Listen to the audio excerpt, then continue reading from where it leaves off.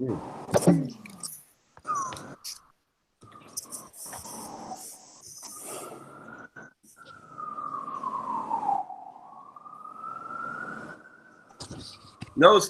thunderstorm, Ulrich, today in Berlin. No, so no. Safe. No. But it was helpful last time. I thought it was really great. And I thought about it more. I see you there, Donald. It was really great.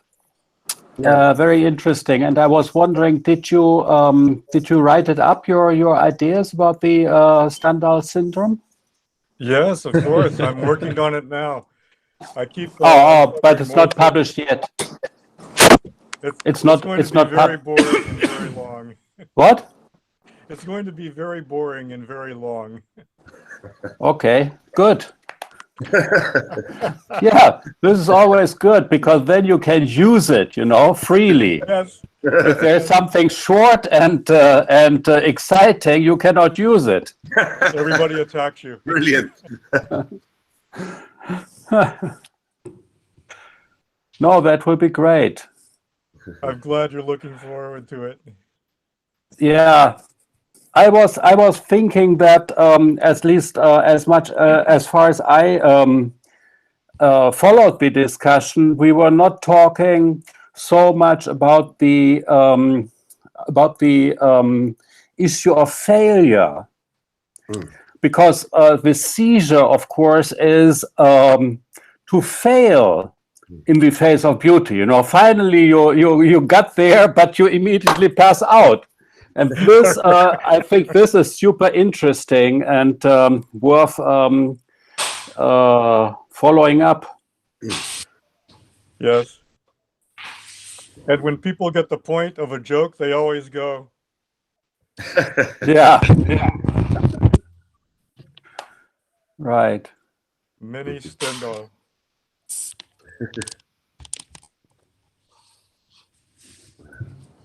Yehuda, good to see you. Hello, Yehuda. Hi. Good morning. I hope I'm not too late. No, you just there he is, Yehuda. Hi. It's a couple more minutes to And let me say something to Yehuda because of your talk, which was the first one, right? So yes. I had a small conversation with myself and a friend of mine who was formerly a Buddhist, let's say a Buddhist practitioner, but also who is a specialist in public art and art in the public sphere. So we are organizing a seminar called on the gestation, like not generation, but gestation of the public sphere on the phenomenology of the creative act, because your talk was so made me think how important it would be to reflect on it, in the basis of a different way of art to become public. Right. So we are just organizing that in the next months. We are starting now.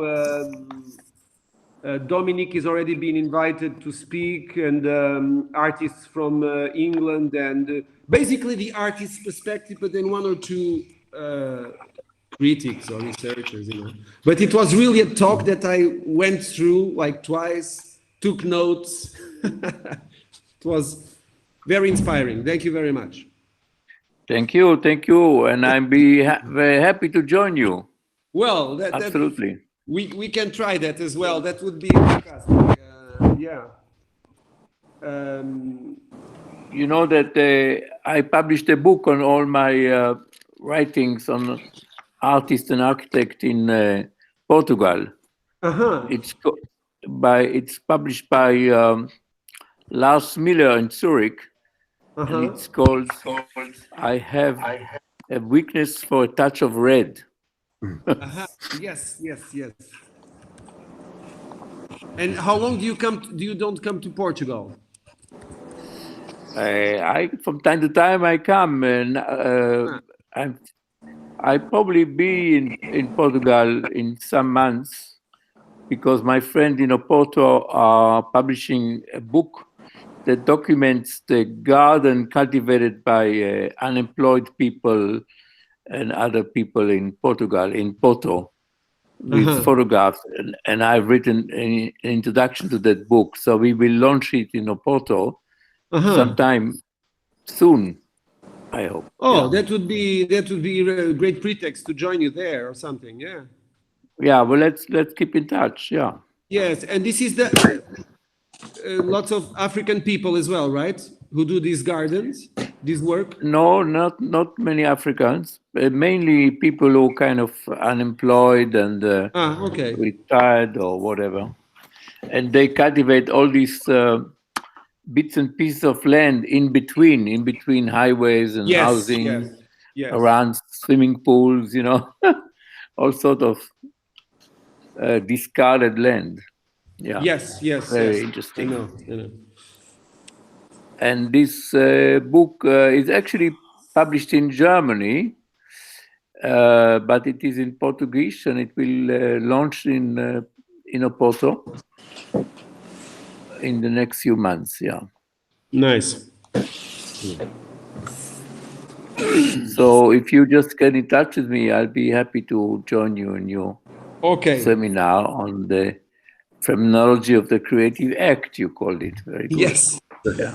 We call it's also about where it gets problematic, if you want. It's about a secular spirituality in tandem with that. That's very good. Well, a very difficult subject. Yes. Yeah. Dominic knows me. I like these difficult crossings. You like difficult. Well, Yeah. I like also difficult. I like people who like difficulties, right? Well, T.S. Eliot believed, in his article on humanism, he believed that there is no humanism without religion. So he didn't really have much faith in secular humanism. But it's an interesting idea. Yeah, absolutely. Well, that's the point of today's lecture, because it's about the apparition. Oh, well. And today is a very important day for Portugal. I don't know if you know this. Not really. Oh, I mean, this is the day. It's such a coincidence because today is 13th of May. It's the day that Saint Mary appeared to thousands of people in 1913. And it was not the only way. She appeared to thousands of people, first to dozens of people, then hundreds of people, and thousands of people for at least, if I remember, 4 months in a row. Wow. On the same day, on the 13th. Like this is crazy. every day? No, every month. Every month on the 13th. So there is... You mean she knew the calendar? Yeah. She knew. And it's fantastic because the church, initially the church said, no way, this is ridiculous. This is not true. This is... But the movement was so big, so in a couple months, oh yes, it is. It's a very interesting process, and even the Pope, the Polish Pope, the only Pope, he was obsessed with this episode. He came here, remember, Dominic? He was obsessed with Portugal. I didn't know the story. So when he came, like what people were already going like, oh no, her again. Something like that. But most interesting. Can you stop it? But don't forget. But most funny is that the the newspaper at the time described something which could be easily defined as a UFO appearance, because it was the sun danced. It's a beautiful idea. The sun danced. Yes, I'm not surprised because Votila came from the theater,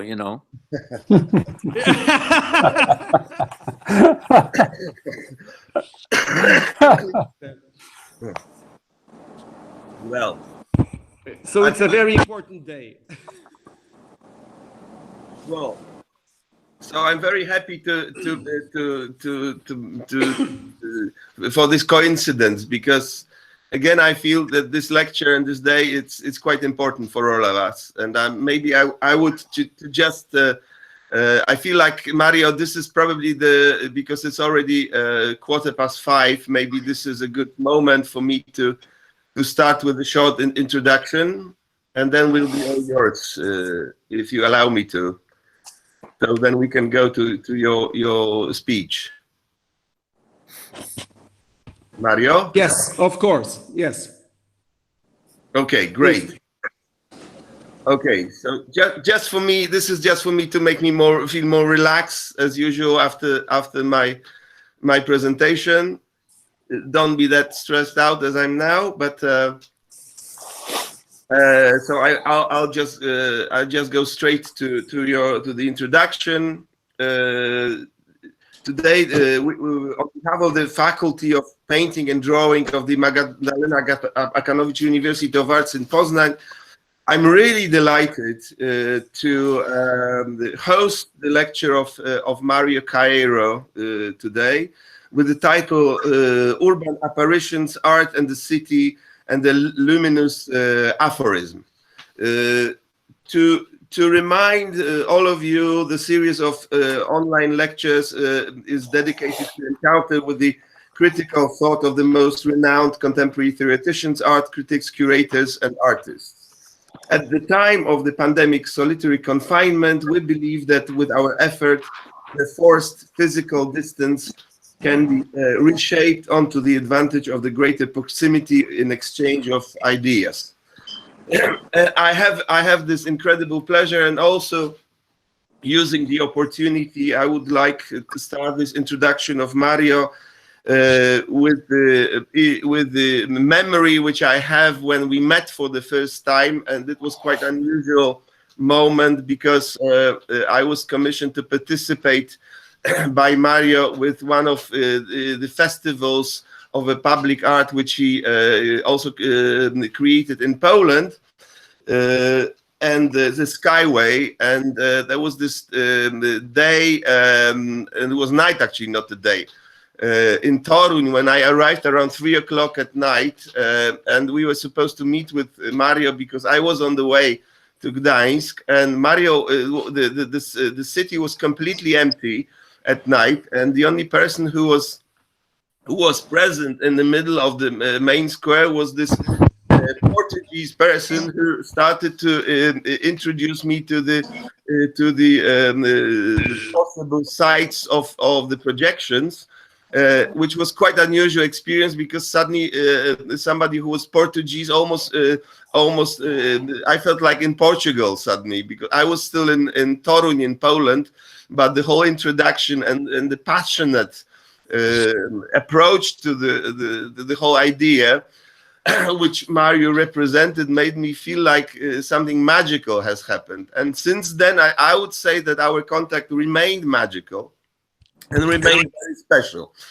Also because I do consider Mario as one of these most unusual for me examples of the curators of a public space with the conceptual and philosophical awareness of this task, which is how public art may exist within the area of the cityscape.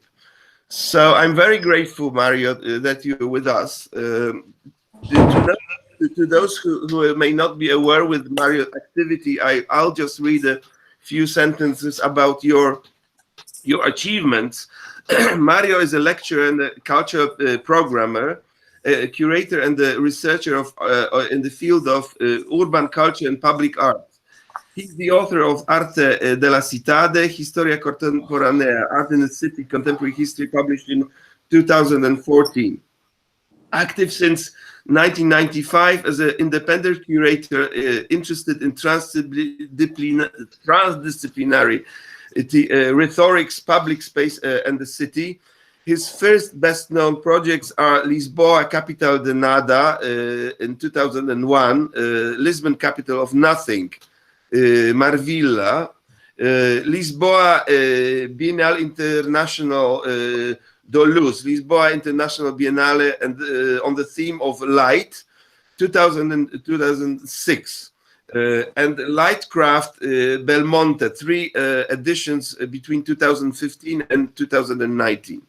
Project Vincente, a yearly urban culture initiative for Progetto Travessa da Ermida in Lisbon, 8 editions between 2011 and 2019.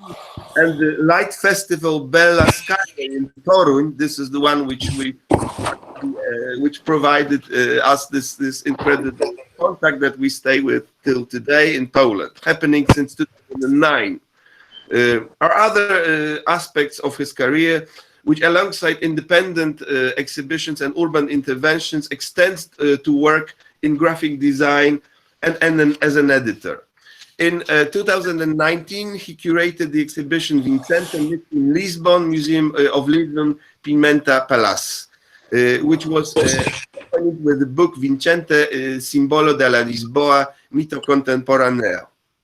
PhD in Visual Arts and Intermedia by Universidad Politécnica de Valencia in Spain, with a thesis about the rhetorics of art and the city. Caeiro is a communication designer, also graduated in comparative literary studies. Holds a master in German studies and a post-graduation in urban design in Universitat of Barcelona. He was awarded of the title of Chevalier de l'Ordre des Arts et des Lettres in 2005, teaching at the SACR Polytechnic of Leira in Portugal since 2004. He lives in Caldas da Rainha. Mário Caeiro is a researcher at LIDA and Polytechnic of Leira and CECC and Catholic University of Portugal. Since 2009, Mario has been engaged in the organization of a regular series of talks on art, mediation and research, cartographing the Portuguese art field. Specific concepts are addressed: the ephemeral and the evenement, the political and value, the urban and interface, all observed and debated in the relation to the concept of creation. Christine Bussy Gluckman, Malcolm Melles, and Paul Arden and Krzysztof Nawratek were some of the keynote speakers, all informing this afternoon visions, as I was told. Ladies and gentlemen, Mario, we all yours, and we're very happy to have you here. And we let's begin. Let's begin. So many.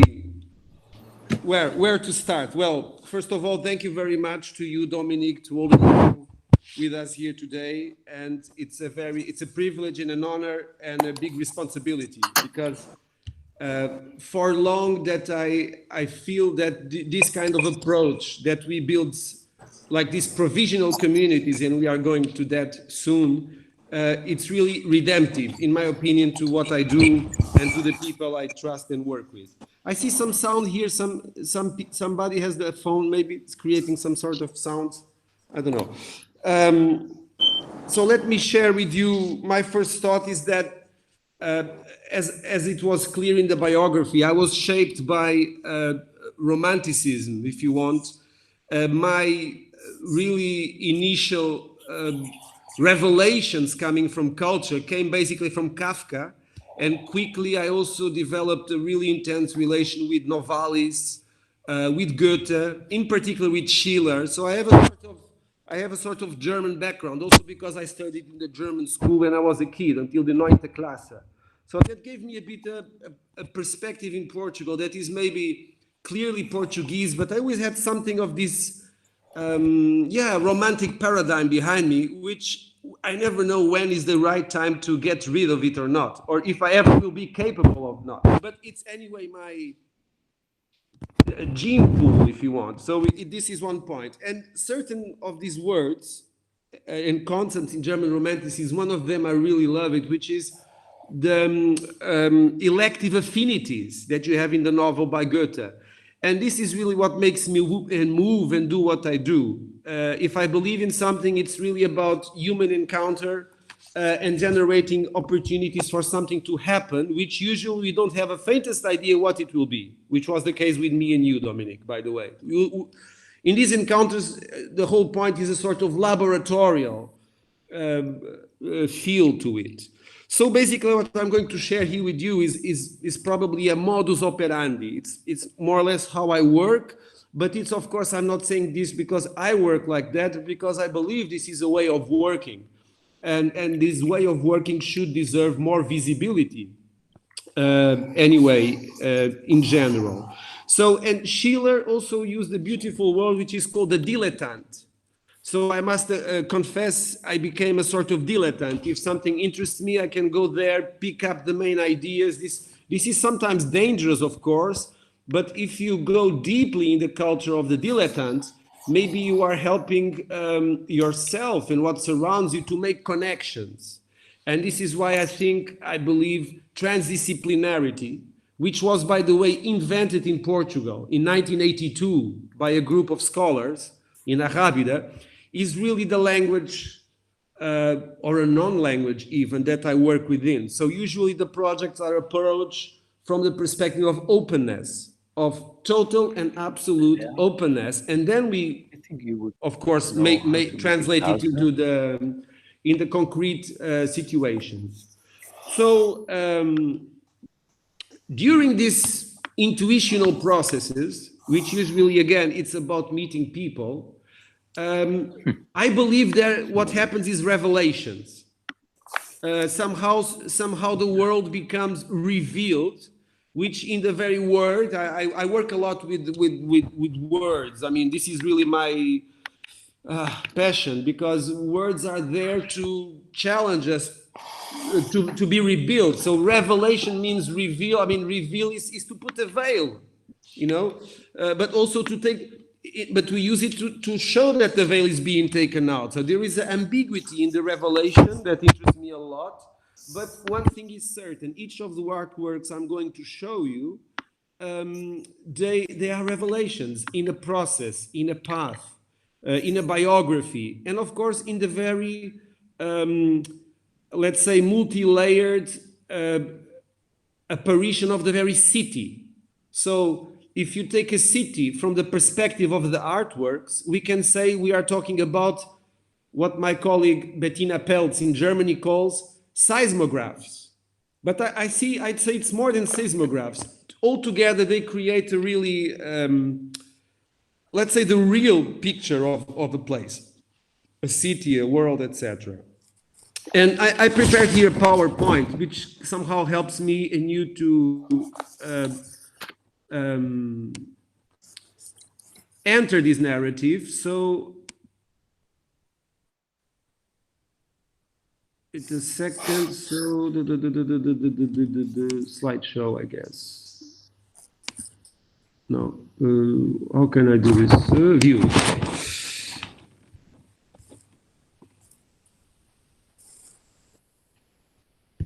Oh, I don't. Well, I think I cannot. Fit to window. I don't know. Here. Present review. Something like this. No. This is it. You see the image? Yes. Okay.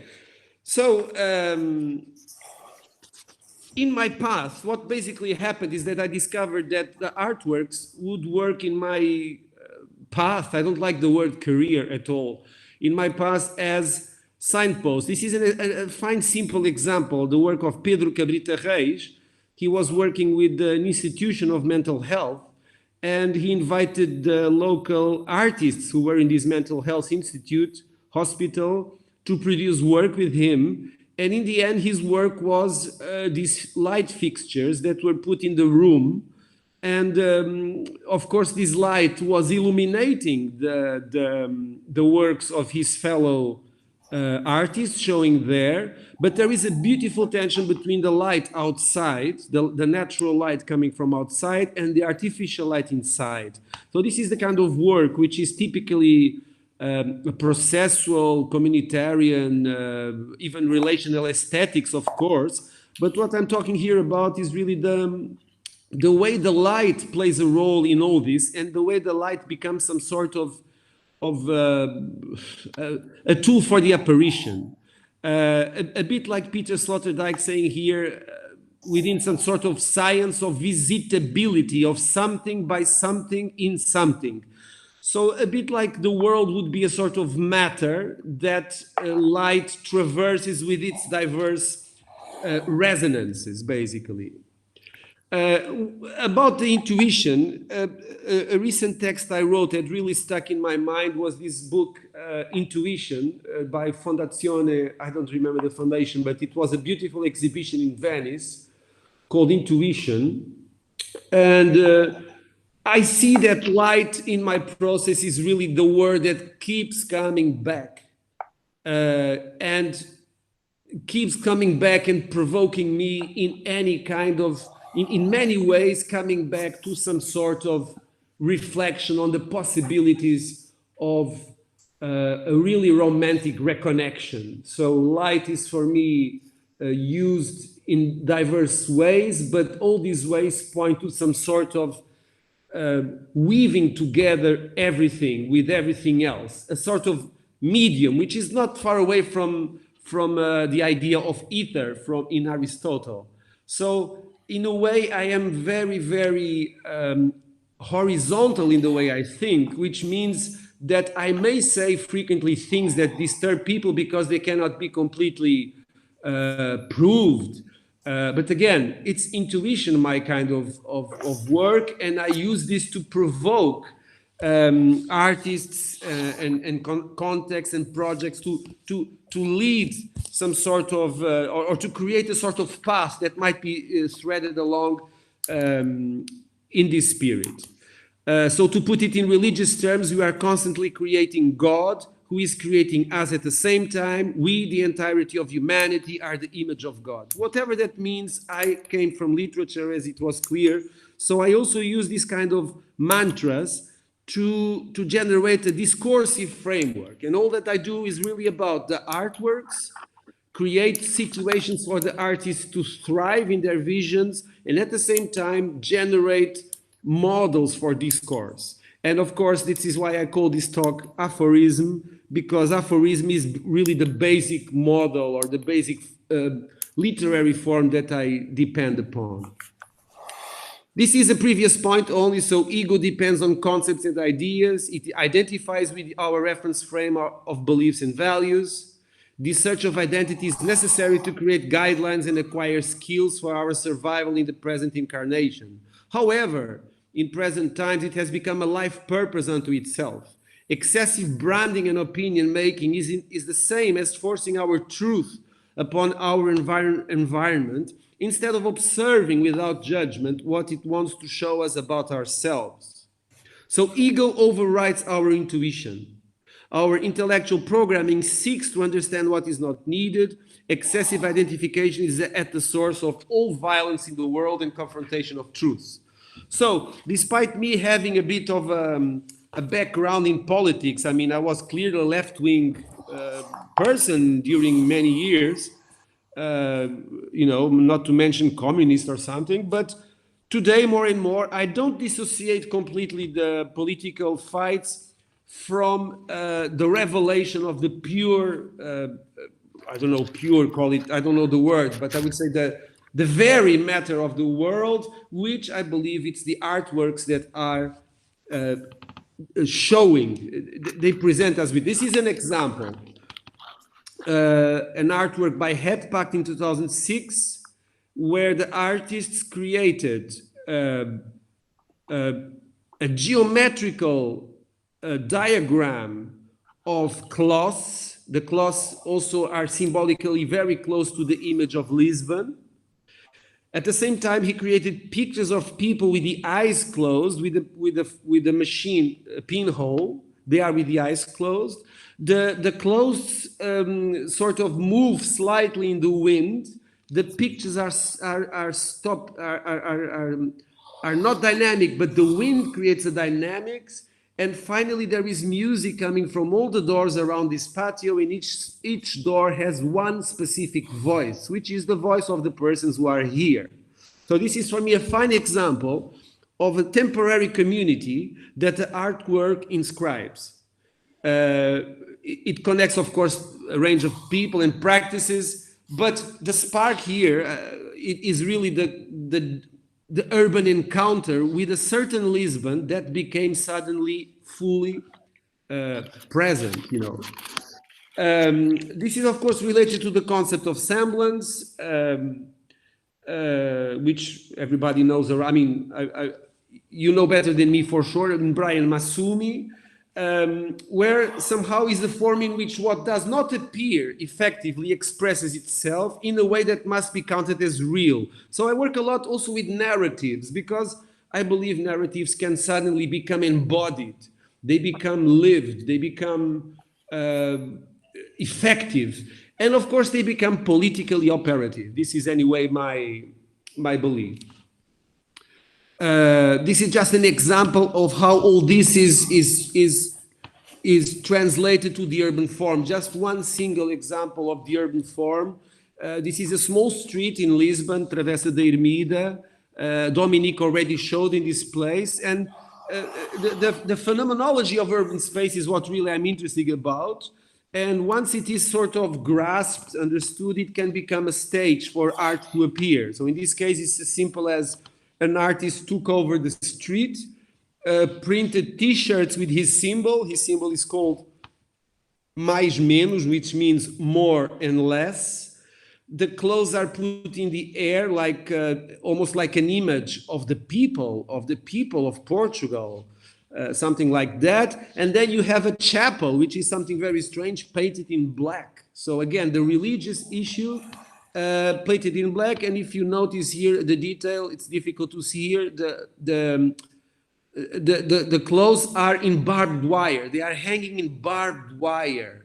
So it's an idea of tension, of danger. And just to see how it goes down the detail, a cross in a church was transformed into a minus into a plus and a minus. So this kind of détournement is also what I appreciate, because it allows to unblock, if you want, many energies which are being held in the city by lots of ideological systems. So during a few years, this led me to the idea of light as art. I really play a lot. I think it's the role of the curator to rewrite even the conceptions. What I don't really care at all about light art, but I really am interested in light as art. I'm of course not even only historical interest for public art, but I'm interested in art as a public thing. So these reconstructions, this semiotic and even discursive praxis is what I do with the help, and sometimes shocking even, with my friends artists with whom I try to generate the situation. So just to say that Peter Weibel tells a bit the history of light in 4 phases here. Of course, we are here in the 4th phase. Light is today a medium of information. Everything we know through light. And light enables insights into the spatial and temporal depths of the universe.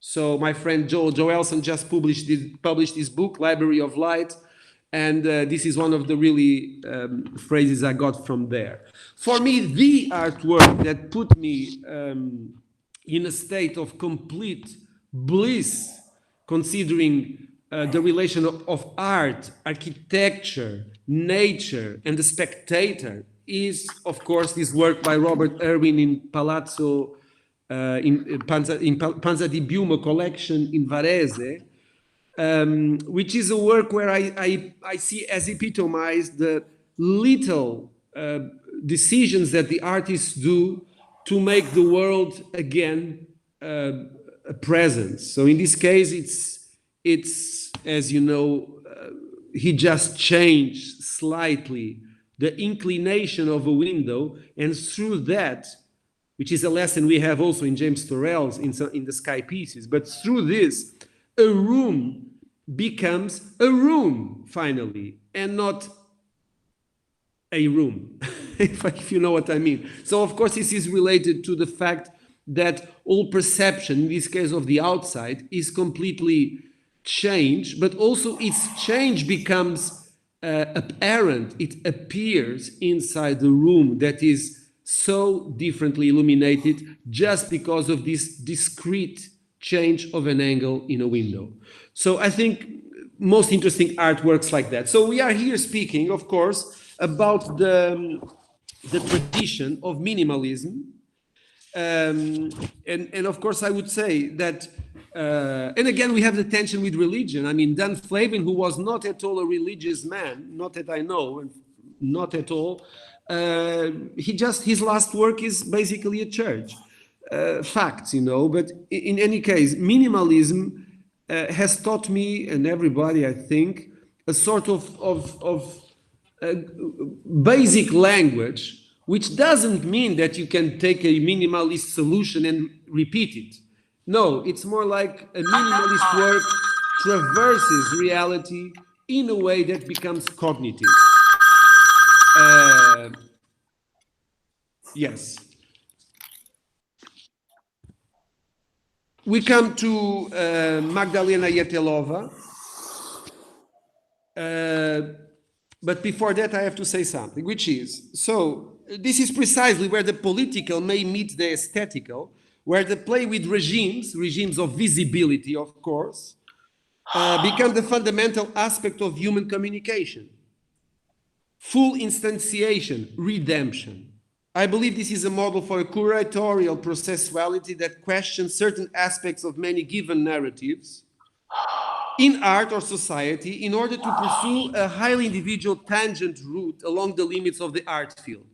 So for me, curating, I became a curator, let's say. I don't like even the word. I don't see myself as a curator because I started my path as a coordinator of events. And then, of course, the figure of the curator would finally offer me a stage.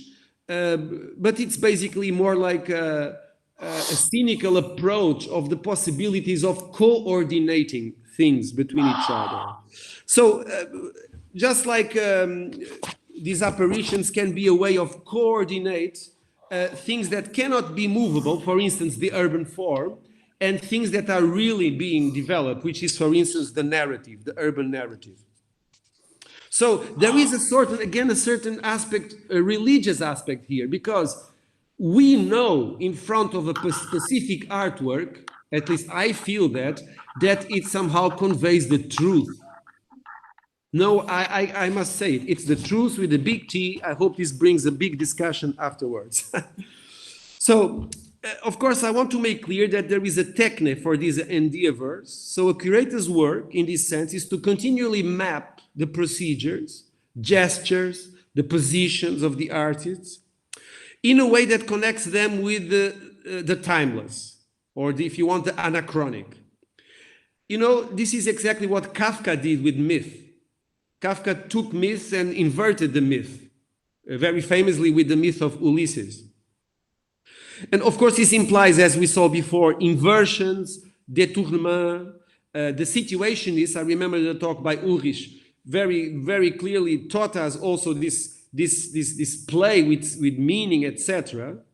And in the end, all this generates a sort of jargon, and even diverse jargons, which it's very important not to stick to, like relational aesthetics or community art or whatever. So conversation pieces, as Grant Castor says, you know. So I work in the field, let's say, of deconstructing theory through practice and putting hints of theory in the practice. So theory, as Aristotle said, is to think with passion. So this is really what I do. So this becomes a sort of theoretical palimpsest.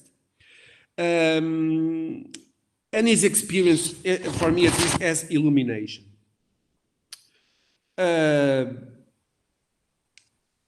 In practical terms, when I communicate, when I write, when I need to explain something, this also becomes the lift part of a total rhetoric, to paraphrase Wagner, where hints of critical theory, philosophy, or art criticism, or urban studies are all, if you want, leveled by a transdisciplinary approach. Moving on, you see, this leads me to look at artworks frequently across times and ages, trying to see, of course, the connections, but trying also to understand what kind of processuality is behind it, because it's not the same thing to do how do you say, a laser beam with phrases of Virgilio in the bunkers of a place where there has been war, which is the case of Magdalena Abakanowicz, or to put a beautiful neon, very well crafted, inside the beautiful, balanced facade of Greek-inspired architecture, you know, and not to mention all the history behind it, or even the processuality of the artwork, which in Magdalena Abakanowicz, she was alone there and she took the picture. This is a photography. And Martin Creed, no, this is really a phrase to be experienced in particular contexts. And namely, for instance, I think one of the cases he uses is a court. So you enter a court under a door and it says, everything is going to be all right. So this way that text, form, light, etc., goes through the ages and is continually rewritten, refelt, made present again and again, is the role of what I do, basically. Or to compare this with this beautiful work by Andrea Acosta, which is called Coming Soon, you know. It has here some I chose this work because it has some similarities. I mean, certain things that go well with the work of Dominic, for instance. The surface, the image, although here is the radical thing that it's the normal surface and the haptic is almost made neutral, and on the other hand, the image is still to come, you know. And the relation of this with this, for instance, with the Studio Hehe, which use light more like a signal, like there is pollution, so they go very tactically and project the line onto the cloud, you know. So coming back here, we could say that an immense entity seems to have reached a profound state of invisibility. So a small action can make a whole space change and in some way unveil how alive a structure can be. For the duration of the exhibition, the wall became an empty lit screen, a place for imagination, a portrayal of the state of the building, of this constant wait when everything is there for something to happen, but it actually never does. This is the words of Acosta, okay? This is another work where I find certain resonances with the work of Dominic. I don't know, Dominic, if you know this lady, Hermenilde Hergenhan. I love the process. She goes to first-story buildings, houses, rents the place, films the outside for hours, and when the night comes, she projects onto the space the image that she filmed during the day. So this is really the specter. This girl that is passing here is not there anymore, and yet her image is there. So at the same time, we have a sense of community, of I am part of this world, the world frames that girl is with me in this world, although we are not there at the same time. So this kind of connectivity through this, approach of the world, as in this case of a projection surface, really highlights the possibility of a community of presences that really turn us into agents of reconnection. And this, I bring here the work that really changed completely my life in some years ago, 2019, César Barrio, he will be with us in this study on phenomenology. He discovered this place, which is a former laundry place where people wash their clothes for decades and decades, many decades. And he did a work which is basically a cathedral of light, because he prepared all these plastic structures, used colors which remit to the point of to the issue of the clothes that were washed there for decades, maybe the clothes of workers, etc. And then the most important point is that during the day, the whole piece is really a device to understand the light of the world, because the light will resonate, again, like in the Robert Irwin piece, the nature, the wind, the smells, etc. But, you know, it's a cathedral also with a certain hierarchy. He puts color in the inside panels, but he keeps the outside panels more in black and white. So these hierarchies of light is really what I'm interested in. And I can send you later some links for these works to be, you know, more clearly and not so fastly gone through. So I see, I explore a bit the potential virtues of the light culture artwork. And it evolves around specific criteria: sense, scale, rhythm, impact, information, and so on. So each building is a concrete corpus of heuristic interventions, you know, and it works the better if we take seriously the minimalist lectures, which what we learn from minimalism, which is the case of Pavel Korbicka here. You know, this line is, of course, the artwork is the line, but of course the artwork is the sky. But most important is this haptic sensuality of the building that suddenly becomes, you know, matter, and to my extent, in my opinion, a prolongment of myself or of each spectator in a lived way.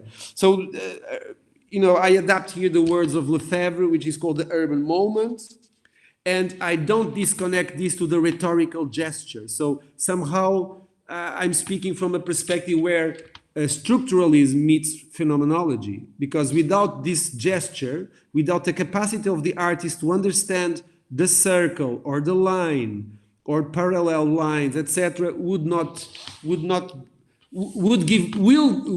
shall give rise to an experience of totality, which is there only because the artwork created, which is clearly the case here of this piece called Vertical number 3 or number 13, I don't remember, in a ruin of a church.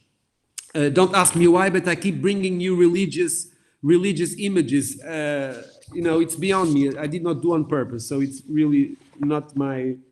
So, if you look at these works, any of these works, my point is that they open up a possibility, the possibility that you can describe them in aphoristic ways. We can say that we can describe this image with a textual image. For instance, maybe a possible aphorism for this would be: a line may draw space beyond its physical manifestation. You know, there is an exercise. This is what I do between writing and the very experience of the artwork, or even the present. So we can say that each work then conveys a series of values. In the case of Korbicka, clearly silence. He does not work with sound. This is really a very silent piece. He plays a lot with the architecture. So the work, in this case, the line, is in direct prolonging of the architectural features. It's really a response to the architectural space. Scale is crucial in his work because it's all about scale. If the scale is wrong, you know, everything goes wrong. Color, of course. Sometimes the sign, because a line is not a curve is not a square, etc. So he plays with the minimum of the sign, which is in this case the line, the drawing, you know, and so on. So each artwork, if it has these qualities, has the capacity to generate a sort of aphoristic knowledge. Some people would argue we are close to the Japanese concept of haiku, of course. But I would say the aphorism is more operative. A haiku is more coming from phenomenology probably, and more circumstantial. And the aphorism is a sort of more trying to convey some sort of message. And that is somehow more interesting in what you may call, or Blumenberg called, the power of syntax. So the artist contributes with his own vision, with his own power to change the syntax of what he sees around him or her. So in my opinion, space becomes, through this kind of works, into social matrices, establishing or breaking the ordinary associations. This is no more a church. This is really some place else. We know this also from the works of Alessandro Lupi, like we see in a minute. So a work can become a very eerie depiction of celebration. This is already works that I curated, so this is more or less also to show you my modus operandi, the way I work with parts of the city. An artist can take over a field, create an image of celebration, but then he puts a very strange Austrian waltz soundtrack. And this in Portugal was quite unheimlich, very strange thing to happen. And of course, you don't dance below this, you just stare at it. So this is the case of Ronaiselden. This is a work, very strange image, but this is the ultimate work that I remember curating in terms of revelation of what I'm saying, because many people cried in this work, because this work was basically light projected onto water with sound speakers in the water. The sounds were the sounds of a recorded drop. The drop was re-recorded and created a soundtrack of drops, and the drops would generate intensities of light and movements in the water, creating really the feeling of light as a wave. So people would enter this room. This is a work by Daniel Schlepfer. The people would enter this room. They would not get anything because it was like 10 minutes to see anything. It was very dark. And only after 10 minutes, they would say, "Oh my God." And they would say, "What a beautiful video projection." But then suddenly they would take some more minutes, and then they would see, "Oh my God, this is not a video projection. This is really just light on water." This is more, process work, like creating a company of beggars in 2004, in fact, 2006, sorry, with Javier Núñez Gasco, where you use the artist used high-tech, high-tech neon technology and on really low-tech beggars' cardboards. And then we hired actors and students to get money for a company that was gathering money for beggars. So this is kind of finding something wrong in society, and light here used as a way to promote awareness, let's say, and so on. But this is a good particular example, which is you can take also the narrative of a place. In this case, this is Torun, and you put people in a guerrilla light activity, and people would gather, receive from the artists a sort of script, in this case, the pictures of the Hubble, what do you call the satellite, and with these images they were projected, and these projections would generate really a new urban scape. But the fact is that this was done only for 5 seconds. I tell you, this was the most interesting 5 seconds almost of my life, because people were in attention. The lights go on, and there was a wow feeling in the air, and then the light goes out again. We will see this again in the work of Dominic, because these provisional communities are about really experiencing light as what connects everything to everything else. Are you following me? It's okay? Yes, Mario, we enchanted by your speech. So Okay, so Carry- Yes. this was again very interesting work in Toron because the artists. First thing they said to us, you cannot touch this street. It's called Chat Streets, which in Polish means the tight, right? Narrow street. So you cannot do nothing here. And the artists brilliantly understood the haptic quality of the space. And they simply said, well, we cannot touch it, but we can put soap on it, can we? And once we did a prototype, the city accepted. So we put prototypes of, let's say, bricks of light inserted in the walls, and these bricks of light would function like a sky. People would go through this atmosphere like in the sky. But the point is that in each brick there was a message, and the message was pretty strange for a place like Toron, because Toron is the center of Radio Maria. There you are. The text inside each brick was about sin.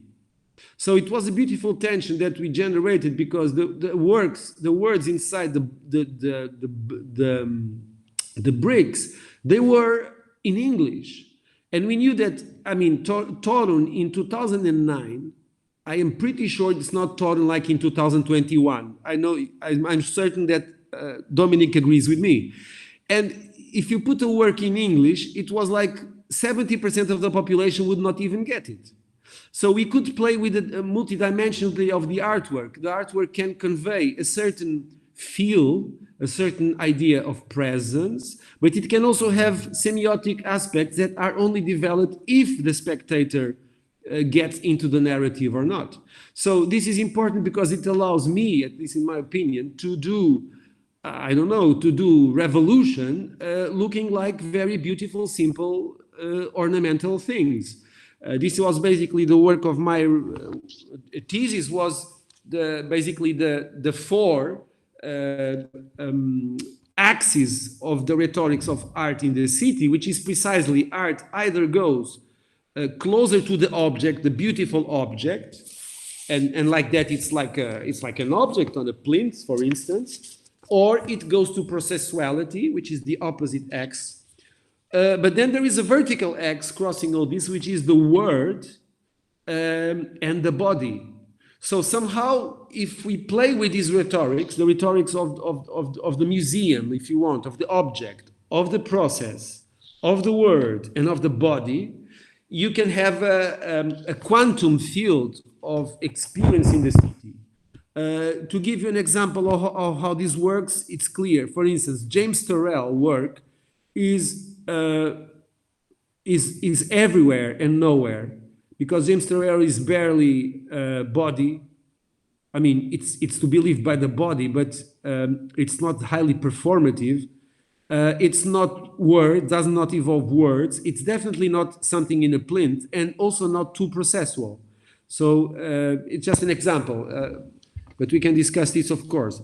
So I'm fascinated when artists do things like this, which is they use the most simple materials. Again, I'm so sorry, Dominic, I promise not to speak too much about you. But Dominic is clearly a case that the artist goes to the maximum simple material and then explores the maximum potential of meaning or of presence. So Jana, my dear Diana Takeover, works a lot like that, because she takes the really simplest of materials, but the way she gathers them will create a manifestation, in this case of a religious figure, because this is a depiction of the two crows that are the coat of arms of Lisbon and the two main symbols I'm working upon for 10 years. The symbol of Lisbon, which is two crows, which is a very complex and dense symbol. And this is related to another work which Move and Miguel Faro did in 2009, which is they took phrases, there you go, text art, they took phrases from important people that were killed by the church, and also phrases that were from people from the church. So in this piece, there were, I think, 6 phrases by people like Jean-Luc Godard, for example, but also from Saint Augustine. And the point is that taking out their authority, their auctoritas, and their authorship, we remain with phrases. And this phrase is beautiful. The phrase says, this is very good also for the work of Dominic, which is, it doesn't make sense to have sharp images when you have confused ideas or diffuse ideas. So this is an aphorism. So sometimes the aphorism is a visual thing that you can translate into discourse, but sometimes you can do both, which is really what these guys do, of course, in the spirit of old text art that we all know. Or this one, which is purely my favorite phrase, if I could say, could be on my tombstone, which says, I will say very slowly for you to get the beautiful phrase, and I don't have the faintest idea who is the author. I don't know, maybe St. Augustine, I don't know.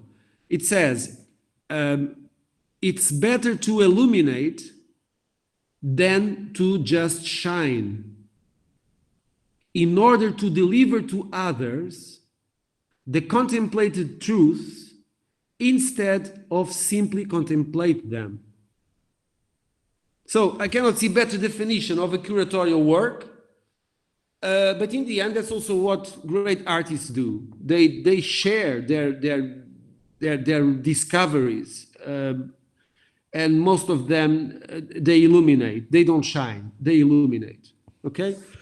This is another work. Dominic also asked me to explain a bit how I work with artists, and I mean I like to fuse and gather in the same processuality the most recognized artists and the most really not at all known artists. And this is a work by Stefan Kornatsky. I think he's brilliant. He was studied as a graphic designer, but in the end he became an artist of text. He creates beautiful installations. He saves neons from destructions and then rebuilds the text. And there you go. It's an aphorism again. And this we put in a project called Cosmic Underground that you can recheck maybe in the internet. Cosmic Underground, a train that we had 12 train wagons, and each wagon had one artwork. And, I love this idea because 1 year later, James Turrell would do something similar, but not with the political aspect and the political and geostrategical even dimension, because the train we did was really a nightmare of organization, because you have to take the train from Tallinn to Lisbon, and it's impossible because of the lines, etc. So it's a long story, but the way the artwork conveys a whole era, because the train, the phenomenology of the train is simply incredible, especially in Poland or Germany, right? The train, I don't need to explain more. But people were put in some of these artworks, people were put inside the train and could only leave when some show was done, and then they could get out. So I play a lot with the idea that art can be, visual arts tradition, more or less in the minimalist tradition, or coming from minimalist knowledge and knowledge transfer. But in the end, this show in particular was about giving people a circus. And I don't think it killed the artwork, because the artwork itself is here, I'm speaking about it, but the way it was experienced was basically a theatrical infrastructure. Okay, so, and the same here, we had a festival in, I must say this in public finally, but the festival in Torrent that I curated became a spectacle. This year there will be Disney projections, so, but for a while it was possible to do artworks like this. Raoul Kurwitz's work, which is, it's called Cathedral, Dominic, Cathedral.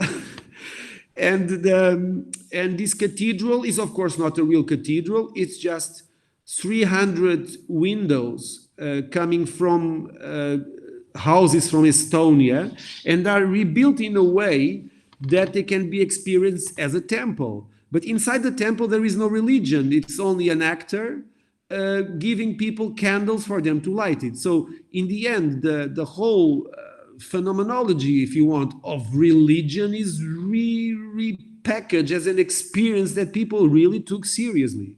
The silence and the gravitas of this event was overwhelming. It was really memorable. Also, this idea of memory is very important. We are creating with this kind of works the memory of the city. And people go through the place, and it's like an anachronistic approach of place, okay? And it's not the culture of the spectacle at all. I can move on. And here, my dear friend Alessandro Lupi, with whom I learned a lot. You know, there are artists with whom you learn a lot, with whom you have an engaging conversation for 8 years, 10 years, 12 years. And this is, for me, this was a discovery of being a curator, not to go to a catalog and put something together, but really to create an ongoing commitment with discussion. And I'm certain, and they can tell me if this is not true, but I know that Dominic or Alessandro Lupi or Anna Matejkova, when they have a kind of specific idea that they know, they call me. Why? Because they know that we will start a conversation that will lead to something that we all don't know exactly what it might be. And possibly there might be a chance to do it in a framework which is not necessarily of a specifically recognized field of art production or cultural production. And this is what I like, this openness. This is a work by Alessandro Lupi, which also takes this idea of aphorism to an extreme, because it's branches that Alessandro Lupi gathered around the little historical village of Óbidos, and these branches were put coming out of the wall, which is already a perceptual provocation. Right? But then if you look well, the branches have no leaves, and yet the shadow has leaves. So, I mean, Alessandro is here, he can speak about all this later better than me, but I learned with him that an artwork can create in the city a fantastic, how can I say this, a fantastic break in perception in a way that nothing else can be the same again. You will never trust again a shadow after you see Lupi's work. So I believe all these works they create really a layer of cognition of the urban reality and of our role in it. You know. So how can theory learn from contemporary art practices, engage in stretching that membrane of visual images, providing depth of field, slowing the tempo of perception, and allowing images to expose a space of common political action? Yeah, this is the question. I mean, this is one of the main questions, although what is politics today? I don't know. But I know this. I know that when I see this work by Dominic, Panoptical Machines, and now it's a big responsibility to speak about it with the artist present, but I know that somehow there is a subtle take on this building's urban meaning, because this building is originally and still is a high security prison, which is amazing because it's a high security prison in the old town of Torun. So a subtle take on this building's urban meaning, and I remember quite well how it was at the same time easy and hard to ensure the desired effect to be attained. So this is Dominic can speak about this later, but there was a circular building here, which is this tower, and there is to the left in the city another building, which is the observatory. I mean, the how do you call the observatory of the sky? No, not Dominic. Help me here. What is the name of the? Yeah, it's an observatorium. I don't know. No, it has a name. It's a place to see the stars, but in visual. So it has a name. It completely wiped out of my mind. We remember in a minute. Where you see Exactly, it's a Planetarium. planetarium. Planetarium. This is the right term. Yes, so Dominic gave me a huge lesson in architecture and in Foucault and in everything else, because I invited him to do simply, Dominic, can we do something about Torun? Maybe we talk about the way the discursive framework for this, which was the planet Mercury or something like that. But then you suddenly told me, but Mario, I need 2 projections, not 1. And immediately I got like, okay, here we go. And just to say that most beautiful was when Dominic starts to put up the installation, the technicians and the city took out this light here on the left, the yellow light, that makes the building alive. And we were very nervous, and Dominic is very nervous when the work is not going well. We had to call the city and quickly put it on, because it would turn the piece into a projection, let's say into a normal video projection, instead of really an image of the building made alive by that very same image. And by the way, the image is very blurry here, but this is images of people walking. And images of people walking is exactly what you don't expect to see in the prison, where people cannot simply go out of there. So this kind of creative tensions is, of course, to my opinion, completely and absolutely and utterly aphoristic. Right? On the Panopticon, then they just walked in line, and in the planetarium they walked in circles.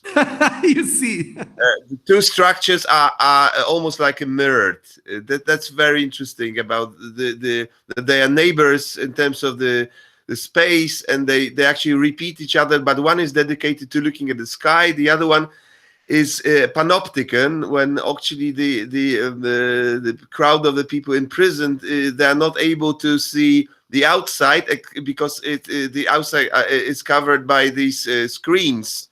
So all what they can see is the sky. This is the only available image for them. Incredible. So in the end, the prisoners see a better sky than the people in the planetarium. In the end. Well, you can say that. So Lehmann's work has been defined in various terms, time-based painting, paintings with time code, etc. But for me, Lehmann's work became really haptic aphorisms. They produce a rare kind of spectatorship. It results from a specific economy of the image and spatial practice. They are like spatio-temporal dispositions in the core of which are really in the core of the current critique of the regime of images, which is an idea I take from Marie-Josée Monzin. She has a beautiful book called Homo Spectator. So in the end, we're talking about the way image is incarnated, incorporated, personified. We have a lot of this in several works of Lehmann. And then there is the analysis of the image in its relation to the visible. And the analysis of the visible in its specific appearance, So all these layers, if you do this in public art and not in the gallery, you are really talking, you are really speaking through the city. You are even conversing about the things like the ocular-centric society, or I think a lot about Bernard Stiegler ideas about the world became some sort of cinematic experience, and these works unblock energies. They take out of a given state of affairs. Basically, it's not just experience; it's really the state of affairs is changed. So somehow another question: can a carefully self-contained artistic processuality, and you see here, it's almost like saying, can minimalism illuminate the world and interpolate in the urban everyday its imagetic auctoritas by means of the concrete geometry of fundamental actions? Well, here is the response. I mean, for me, another artwork that really makes sense for me, not only as a citizen or a curator, or even a person, but really as a human being. This work is absolutely devastating, because in the other way, it's illuminating and it's redemptive. It cleans out a lot of ideological mess about community or politics or society. So basically the work, we can talk with laymen after, of course, but basically the work, to put it very simple, is a cathedral. It's called 60 Seconds Cathedral, and it's a cathedral of human beings gathered together, I mean, of images of human beings. But the point is that these human beings were really connected when they did the footage of this work. So unlike other works, some other works of laymen, it's not found footage. It's really a process with parachuters getting together to generate a form that the artist gave them to do. The form is done, but then, of course, the beautiful aphorism, when Dominic Lehmann explained me, it's called 60 Seconds Cathedral, because these people cannot gather for more than 60 seconds. If not, they will fall on the floor and die. So there is a certain, absolutely aphoristic quality here, and it's absolutely haptic, because then Dominic, of course, translates, let's say, his concept and his practice into a range of surfaces that, of course, will inform the work with a range of places spirit. So it's definitely, Tallinn is definitely not Durham, and this creates again this feeling of the artwork as something highly contextual, but absurdly, completely and utterly universal, my friends. It's what I believe anyway. So Dominic makes art not image accessible, because his nano-narratives, don't forget, these narratives have limits. Dominic works with the time code, with the loop, which is beautiful. A loop is also almost a metaphor of life, If you take Nietzsche, for instance, we could say that, loop is, I cannot imagine a better word to explain our condition. We can speak about this later, in a way. I mean, this is about conversing, right? So I try to go closer to the end. I mean, these nano-narratives are effectively counter-mythical. These works affect us by means of the virtual, Deleuze, Masumi, as staged in the very matter of the built environment, and this allows for a highly psychoanalytical process of revision. I remember the work that Dominic did recently about this Madonna that you made. It's really haunting again. Or the piece at the European Parliament. So, to come back to Sloterdijk, these are sort of cinematic bubbles.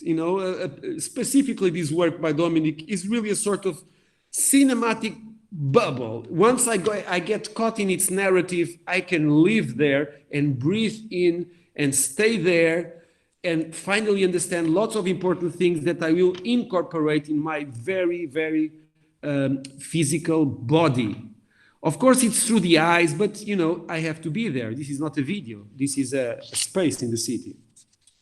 So this fits the critique of the cinematic in line with the diagnose both of Debord and the recently late, and this is a pun intended, the recently late Bernard Stiegler. In other words, his oeuvre, the ensemble of intersections that he generates, define the core of a practice. And I would say this is about the staging of image. The haptic projection seems to me a lot about the staging of image, and we cannot, of course, avoid the idea of Shakespeare, the world is a stage. And Dominic is staging there his images. So we can move on. Wait a second. So,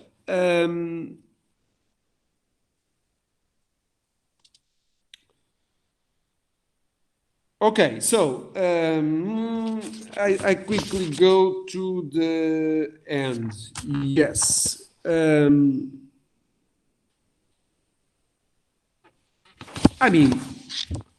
Rothenberg says, the sense of the pictures is how it is used. The political potential of such operation of visualization of meaning stands for more than just a personal fantasy. may be the agency towards transpersonal awareness, promoting a fundamental attention for outsides and, of course, outsiders. So, such inclusive potentializing of meaning being performed as a challenge to our attention, to our own place in the world, that's why the notion of stage is here crucial, leads us to the emergence of a dialogical sphere of conversation. So basically, each artwork opens up a conversation. Definitely only if it also opens up some sort of silence, you know. So 60 Seconds Cathedral features a specifically trained group of skydivers attempting to recreate the vaulted ceiling of the Durham Cathedral. It's funny how we came back to religion again. I'm so sorry.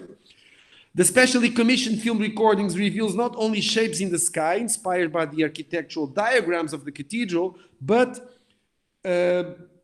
represent a collective process lasting 60 seconds. In order to achieve a collective result, the cooperation, the skydivers have to open their parachutes just before dispersing their formation. It is important to note that Lehman, you know, somehow in parallel to Wodiczko, projects these kind of films onto architectural surfaces, creating his own brand of video art, his own take on painting, or what he calls his time-based painting. So art in this approach of the urban video projection, and despite or because of its fragility and ephemerality, and by the way, also for its almost soft intensity, blurs the given in the spaces and involves the viewer in the collective discovering of spatial and cultural structures, visible and invisible. So I run now to the conclusion. All this grammar, a collection of urban aphorisms, stands for a cognitive, aesthetic, and of course, potentially phenomenological instance in the city.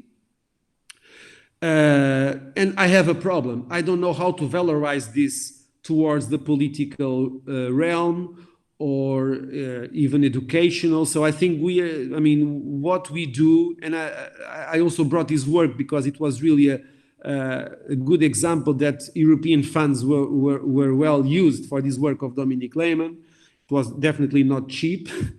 So, but what I'm trying to say is that I have a problem that all the things that I'm showing here and discussing here, they are somehow under the radar of an art system that simply is happy to host art in its venues, and it's not capable, at least not frequently, or not frequently enough to interfere with the public sphere.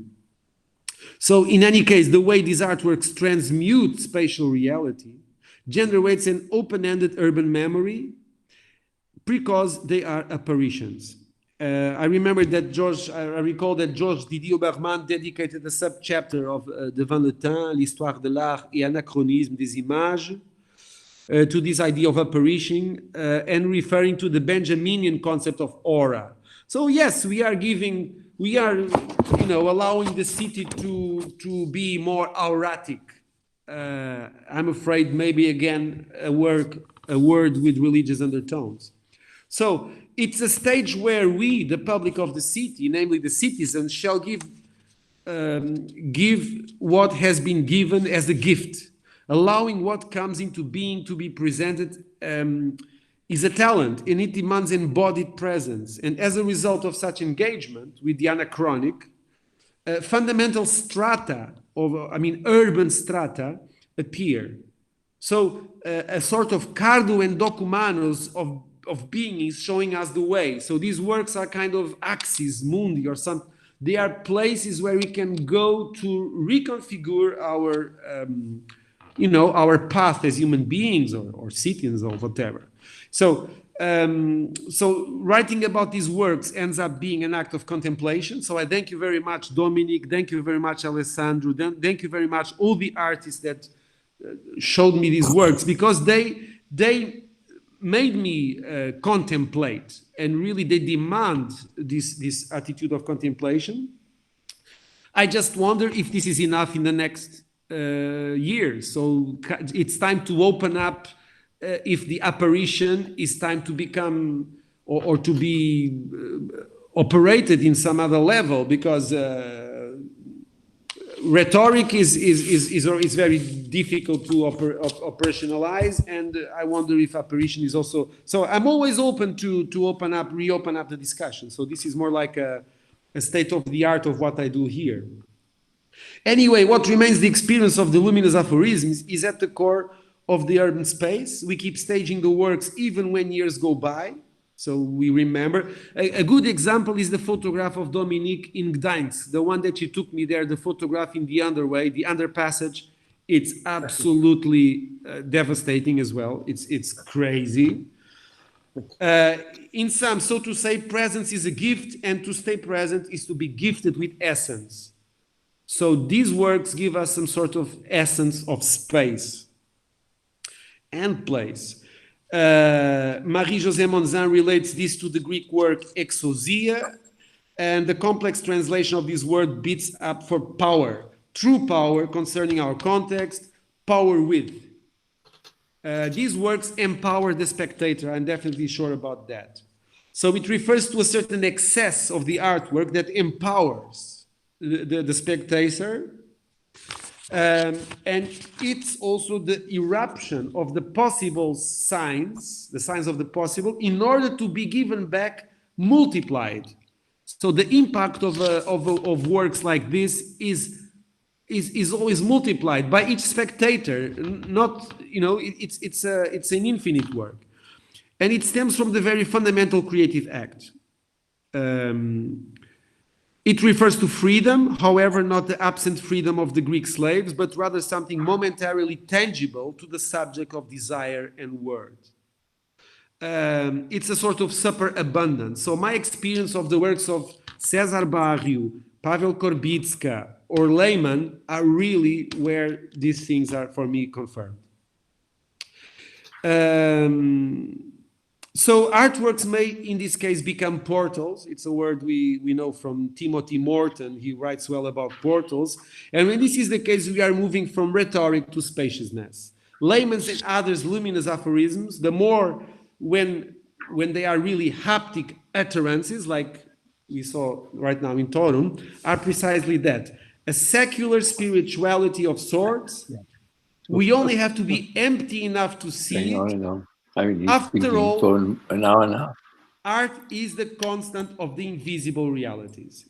And this is what I want to finish with, because with Peter Sloterdijk, I just finished now, we are humans, for humans are beings that participate in spaces unknown to physics. And that's it. I'm back with you. That's good. We are human participate in a space unknown to physics. Yes. Let me just say something, Yehuda, which is, I come from literature. He's Sometimes I read a philosopher as an essayist. For me, philosophy is a lot about having fun with words. That's why Timothy Morton is an interesting philosopher, although some people don't consider him a philosopher. That's why I read Peter Sloterdijk as, it's really fun to read Bubbles, the trilogy. Or people read Kafka taking him too seriously. Kafka, when Kafka read aloud in cafes in Prague, he laughed a lot. But now we read Kafka as a serious thing. He was just having fun with the words. So yes, sometimes I believe I am a bit bold with the theoretical outputs, but because I see them as literature. And I see that we have with us a great poet, Richard Hallward. Thank you very much for coming. Oh, hello. So I'm all yours to make questions that, please. Well, I would like to have a question. Yes. 2 questions. First of all, thank you for such an extensive 1.5 hour. I'm so sorry. I'm so sorry. No, it's okay. It's okay. I have 2 questions. No, it makes my day. One is about phenomenology. And, as you know, phenomenology suspends the idea of community. It goes down to the individual.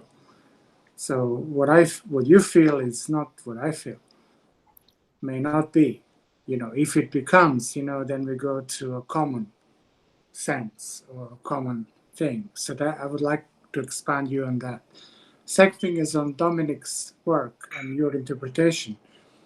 You know, do you think that, and Dominic, this is a friendly question, do you think that he's doing decoration to the structures or ornament in the future? Well, you know, I was very struck by the talk of Yehuda, because I remember that Yehuda said something like, there are architects that speak about phenomenology and don't understand at all what they're speaking about somehow, and that are people who reject phenomenology and who are better phenomenologists than others. So there is a few things I ran away from life, maybe because I was too afraid. And one of them was architecture. I studied architecture for a couple months and I got in panic and I went away. And then I studied phenomenology in the art school and I ran away. I mean, I took Merleau-Ponty and I said, no fucking way, okay? But later, when I crossed my path with certain artworks, which is the case of Cesar Barrio work, people who work in phenomenology explain, but Mario, this is phenomenology, what you're trying to see. So I don't have a specific opinion about phenomenology. I only know that if we speak from the truth of our presence, from our presence in front of an artwork, there is some phenomenological work at work there, whether I want it or not. It's my... So, but the point is, how come the work of Dominique become so cognitive? It's because there is something there that through the experience becomes a sort of grammar of the world. So I don't know, maybe I'm trying to do the impossible, to mix structuralism and phenomenology, but I come from Barthes, but I love Novalis. You see what I mean? So what can I do if I love Novalis, but I understand and love Barthes? So maybe I swim between, clearly swim between, you know, almost, I don't care about the technical definitions of things anymore. I just know that for me, as a narrative, or if you want, as literature, they are operative or not. This is maybe dangerous, but this is maybe my way of being my own. I don't know if I responded to you, but I don't know. No, I think this is very honest. You know, I'm not a foreigner to difficulty. Huda will know that for sure. I'm just asking a question. You know, how can something that looks decorative, you know, become? I'm sorry, it's not a derogative term. No, it's to not. become an ornament. It's not. It's not. It definitely it's not. It helps. For me, it's a defensive tool to put something onto the layer of apparently the decorative the sort of narrative. And I think this is quite important in terms of the relation of an artist between him, and you already made this division between the singular and plural of phenomenology, and its denial of the plural, and how an artist can deal with that with regards of something which Mario mentioned in his text about my work, which was the text written for my retrospective in Gdańsk a couple of years ago. Asking a question about the artist as a citizen, because I think this is a very important term. How artists can perceive himself as a citizen. I think Mario could maybe broaden up this idea a little bit more, because what I feel in terms of the division space between the art space, which is not the public space, by definition, the gallery somehow excludes or makes us, narrows us down more to the one-to-one encounter with the work of art. What happens with the public art when this encounter is based on a completely different structure? So then, how to define artists as a citizen? with his gesture, because I think it brings us close, very much close to this wonderful quote that you already used on this Neon, distinguishing between the shining and the illumination. But I would add here one thing, which is, I did not speak much about this, or nothing, but when we, I mean, the artist as a citizen points to the possibility that art may also not even be necessary anymore. Or I put it in other terms. A book that changed my life was certainly the total artwork of the future, the artwork of the future by Richard Wagner. And he spoke about the history of art in terms of modalities. So because there comes this and then comes that, and then poetry came first, and then first came the dance, and I don't care what came first, but I understood from that book that art has modalities. Creation becomes modalities. And today, you can also say that there is a modality called art, which in fact is contemporary art, or call it post-media art, okay? What I also understood is that when I do certain artworks with the artists I work with, and Dominic and Alessandro are here, what I felt is that sometimes we are working in a field which is not necessarily almost the same, because the rules of the game, the authorizations, the touristical framework, the political context, scientific approaches, narratives of this and that, I wonder, and this is maybe a provocation, is there only one kind of art? Point one. Second, is public art in this sense the same as art in traditional sense? I'm not sure. Are we going to need art forever, or is art going to take another form? Because if I consider the theory of Richard Wagner, when he said the totality, when he went for the topic of the total work of art, people think he was talking about opera. He wasn't. He was talking about whatever comes next, I work a lot with Alessandro Lupi, at least I would prefer to work more.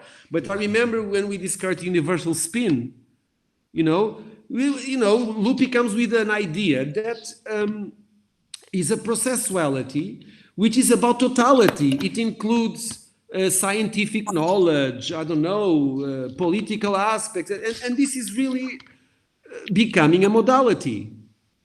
And the word public art is not relevant anymore. It doesn't make any sense. But to talk about the public reality of art already helps. But also, I don't know if we need new names or new designations, but certainly I don't think that, I can put it otherwise. The work of Dominic Lehmann, like 60 Seconds Cathedral, is not the same work if I speak from this perspective or from, for instance, a collector's or a museum. This is what I mean. It's not the same thing. Or a skydiver. Or a skydiver, precisely, you see. So I want art to be there, to be graspable, to be touched, smelled, whatever. And this is a danger. Sometimes, yes, it is. Or danger to what? Let's see. But, Kafka has this beautiful story of the creature in the synagogue. What is this creature doing here? I don't know. It's always there, this is where the aphorism steps in. So the artworks propose or promote almost islands of autonomy of the artwork that way go beyond any capacity of the critics, of the theoreticians, of the public. It's just there. And I believe that two tools are crucial there. The structuralist tool, because like that I can understand why did Dominic choose this building and the other, because they are round, you can go this Foucault, etc. But then you also have pure bliss of almost crying to certain artworks because you are there and you're, I mean, it's a range of, it's a flux, a range. So I don't know if I would like to hear Yehuda about this because I'm certain I said too many disastrous theoretical positions. I wouldn't like you to think of me as judgmental. You certainly put a lot on the table in the sense that Yeah. sometimes when one is offered so much, it is almost confusing, right? For example, the way you conflate the term apparition and aphorism. And sometimes you say apparition, you mean aphorism, and sometimes you say aphorism, you mean apparition. But the two things are miles apart. So I wonder. And then you put things which are difficult. You see, for example, T.S. Kafka may well laugh, but he laughed only because the pain was too much. Yes, I know. And then phenomenology has become a bad word because everybody throws it around as if it means everything. And you mentioned Merleau-Ponty. Well, the phenomenology of Merleau-Ponty is quite apart from the phenomenology of Sartre or Husserl or Heidegger, right? And then the truth, you keep coming to the truth. Well, the truth is the most difficult thing to not only to mention, but to appreciate, to understand. You see, as you seem to be fond of Greek and Catholic origins, well, in Greek, truth is aletheia, which means the uncovering, Yes. And if you look at the great iconology of the truth in European art, at its best, it is portrayed as a beautiful woman half naked. Well, in Hebrew, for example, the word for truth is emet, which means aleph, alpha, with death. Because the only reason we know anything and the only reason to philosophize is the knowledge of our death. And as Keynes famously said, in the long run, we are all dead.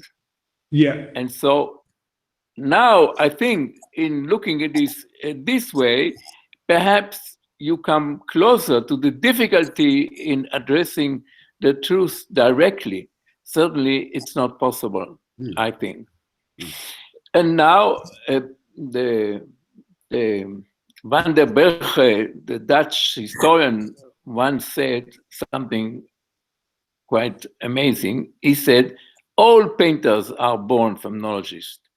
In other words, but if phenomenology is right about the process by which we are able to become aware of something, then a painter is prime example for a phenomenological reduction. In what way? In the way in which he, by definition, he cannot take for granted what he's looking at. And every time he closes an eye and opens it again, he sees a different world. Well, that's make him a phenomenologist. Whether he knows it or not, that is immaterial. So I think that the benefit of your discussion is that, of course, you have provoked many, many issues that we cannot settle today.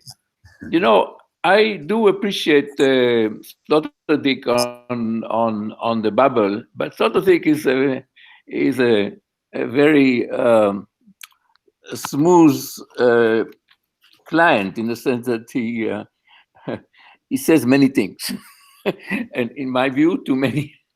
Yeah, you have the tendency to hang yourself on high trees, as it were. There's a quote from somebody in every chapter of your presentation, which doesn't help to clarify issue. It just makes it more confusing, Well, I wonder if this is a trick for myself not to appear. It would be better, in my view, it would be better to stay with your own words than because some of the people that you quoted are problematic, to say the least. some of them are very secondary, like Masumi, like Ulbricht Briest, who is the operator on the first order. Yes, let me tell you And not something. much else. I did that on purpose in one sense, which is I remember that I quoted in my book on public art in 2014. I found a beautiful quote on rhetorics and Aristotle by a guy called Olavo de Carvalho. Like a beautiful, beautiful, beautiful, clever, intelligent couple phrases about Aristotle. And basically the idea was that Aristotle was being completely wrongly read because Aristotle wrote a lot about of things altogether. He never wrote separate books, but then his knowledge arrives to us in separate ways. And I found this phrase fascinating, so I put this phrase in the book. So a couple months later, Bolsonaro in Brazil wins the election, right? He makes a disaster presidency, and his culture officer, attaché or something, is this guy. You see, so I have a certain freedom, sorry to say this, but it's really, I'm not an intellectual in the sense of, I said about this, it's a sort of a burden and a freedom at the same time. At least until now in my life, I enjoyed the spirit of the essay, from Montaigne to Benjamin to some more serious, less serious, but the spirit of the essay allows you to go and pick up a small thing. It might be a small fly in the back of Heidegger, and you take it and you connect this to that. I do not object to your modus operandi. I'm just saying that there are many things that once you introduce them, they have their own kind of tale. For example, you made a reference to Richard Wagner, Gesamtkunstwerke. Yeah. But we don't have this freedom, because the most important event in our life, or just before I was born, or when I was born, in fact, was the Second World War. And the Gesamtkunstwerke used by Goebbels to describe the war. So you see, so the quote that seemed to be so innocent and problematic only from the point of view of the artwork, etc. In fact, it's not. It's totally. It is used already in such a way that it is charged. One cannot refer to it without taking on board what comes with it. What comes with it. And I think if I have to criticize or to say words of just to move on from your presentation, I would say that this is one of the undercurrent issue, the issue, how should I describe it? We don't have this privilege of arriving into a kind of terra incognita and build our own castle there. We are moving in a world which is saturated with meaning, saturated with connotation, saturated with we are all like comet stars, with a very small head and a huge tail. And so we have to find a way to navigate in this avalanche of comets' tails. And this is, I think, one of the things that we have to be aware of. And that is true of art in a gallery or what you call public art. Indeed, it is interesting to comment, for example, to be aware that that it's not only Dominique who projects his work on walls, but also his compatriot that he knows that lives in New York. Vodichko, yeah. You remember? Yes. Vodichko, yeah. I was hoping it's interesting. I wondered if you ever, Dominique, have you ever talked to Vodichko about that thing that you have in common?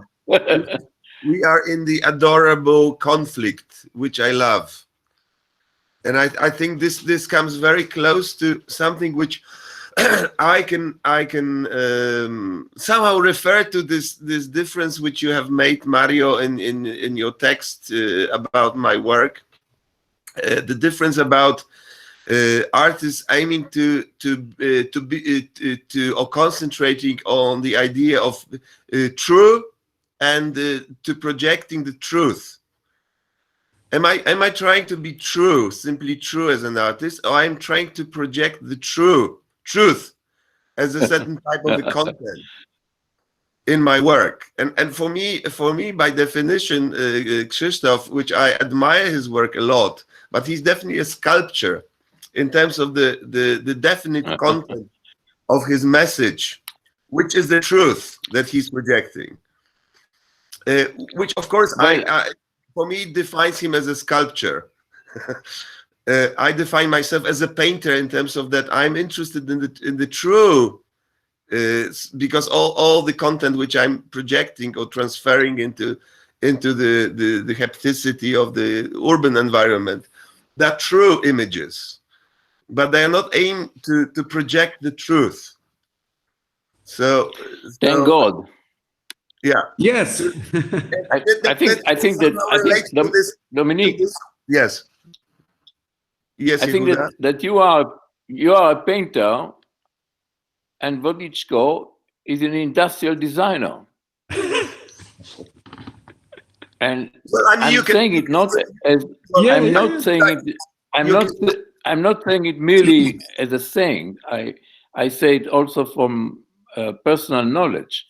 That his perspective is the perspective of an industrial designer who sometimes even branch into something like architecture, for example, in his project for the transmuting the Arc de Triomphe into the Arc of Peace. He is acting like an architect in a very small way. So his perspective is quite different. And I think the relationship of his work to what is true has a different dimension metaphysically, in the sense that for him the truth is something more political and social, whereas in your work, in its best manifestation, it's another kind of truth, is much larger. The political or social truths are not unimportant, but certainly they are could not be merely confused or assimilated into the issue of truth, which a painter can address indirectly, directly, but not a designer, not a industrial designer. Cannot address it. And indeed, Vodichko addressed systematically political issues, plainly political issues. He does it well, he does artistically an impressive way, but he never addressed anything but political issues, you know. Well, I can agree with this to the extent that I think this actually brings us to the bit longer conversation, because you have used this term as an industrial designer. I would actually apply more to the term of a cultural designer, and for me this is also a question how a lot of art may be perceived within the realm of the art world or the art the sort of hemisphere, but in fact it may be more accurate to use the term the cultural design rather than art. And I think that in these terms I could agree that speaking of a certain political issues that seem to be understood in a direct way by this physical or projectable intervention, you really deal with the specific cultural design that is designed precisely to contain the message, which should be understood in a very direct way, without any hesitance that it may actually mean or convey any other meaning than the one which was designed by the designer. Well, just to cut in here. Yeah. There is a danger there, because the difference between an artist and designer is that, I'm going to speak traditionally. Art does not need a client, but design does, and it basically lives on it. And there are many designers who attempted to be artists. Some succeeded, some didn't, but it's a very small number. So that's what I'm putting up as a danger. I don't think design culture is a good way to go. Maybe the culture that we are existing in is more and more of a designer culture. So then art is just a part of the design, which is a more general phenomena. Well, I wouldn't do it. I wouldn't do it either, but I mean, that's the question. What I would do, and I wouldn't do, is another matter. And what's happening is, of course, another situation that we're in. Why am I saying this? Because a lot of American schools have put in art departments into design departments, and then the rules are different. So yeah, but this is very interesting what you're saying, Srijan, now. Yeah, because this is about reshaping certain framework about the art production. Exactly. But I would say that Wodiczko, what I try to also explain or to share is the way is the problematics of the device. I call it the French word of the dispositif. And for me, it's a matter. It's just confirmed by the observing artworks. The artworks that fascinate me more are the ones that use the most direct, or if you want, the most. It's not simple, the word, but the most straightforward, or they simplify the device to the point, which is the case of Dominic Lehmann, that the device is almost not there. The device is a little structure with a video with a very few bulbs, not powerful, that projects what is needed. What I mean is that Wodiczko is already on a level of complexity of the device that, in my opinion, is less fascinating when what I'm interested in is in how matter is changed. So there is a hubris of the device. So I'm interested in artists like Cesar Barrio or even Korbitsky in a way, because they kind of use the minimal elements to do what they do. This is a particular. I don't know why this is important, but I feel this is important. I think it's terribly important, but this is partly the way how I feel that Krzysztof Wodiczko, from my perspective, his most fascinating works are when he doesn't work he works with an image of the text, but he works with the text. So this erasure or absence of the image illustration makes those works like those, for example, these interviews from the soldiers that came back from the Iraqi war, and they are being kind of literally shot onto the walls of the buildings, that are much more interesting, because they have this power of the erasure of the image, of the absence. And I mean, from my sort of strategy of me using a projection, I think maybe the difference is that for me, basically, the projection as a device, technical device, the way how I use it is the way to manifest the absence. I think the projection and the luminous light source is the mean to manifest the absence rather than to manifest the presence. Yes. Something like that. So for me, this is like the most sort of structural important difference, which also may I think somehow relate to this more general ideas about the presence of the art in the public common era, the area where where there may be, from my position, maybe we should start discussing the quality of the absence of the work of art which manifests the sort of an absence as an issue existing within the public sphere, but is so terribly present.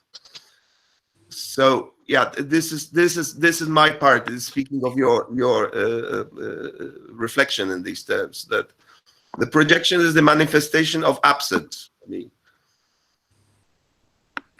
Yeah, to give you an example, in all the works, I mean, in all these years of curating, I rarely, I mean, very rarely curated artists, for instance, that had images, I mean, movies, or rarely. And I work with those artists, but as a sort of surgical element of image. But what I was avoiding is precisely that I was trying to open up silences in the street. Yeah, open up almost ecological non-image areas, you know, non-advertisement, non-sculpture, non-everything, you know. Even I have a question for Dominic and Mario. Thanks you so much. So your statement that you just said right now, do you think it is idealistic or materialistic? Again, please. Do you think your statement was idealistic, like absence, or materialistic, or like having gotten something from it? It was technical. It was Sorry, it's a bombshell. It was technical in terms of my I would say spiritual relation to the means, the technical means I'm using. When I'm using a projector, which is the source of the light, I'm using it for a very specific reason, not to actually manifest the projection itself. Yes. Rather than the show of any kind of a presence. It's about being coherent within the nature of this apparatus which has been used by the cinema for the last century, which for me puts me in this situation of which I have many times used as a comparison of the cinema.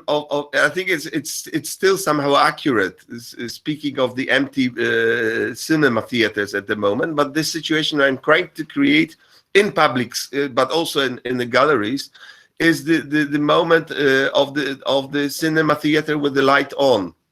So then, with the light on, we realize that this is just a projection, but also we realize very much about our physical presence in front of the image, which is just a projection, and suddenly we become aware of each other.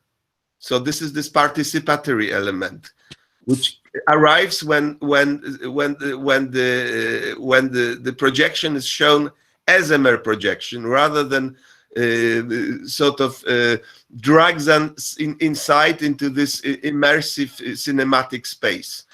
So the cinema theater with the lights on is a kind of a metaphor of what I have just said.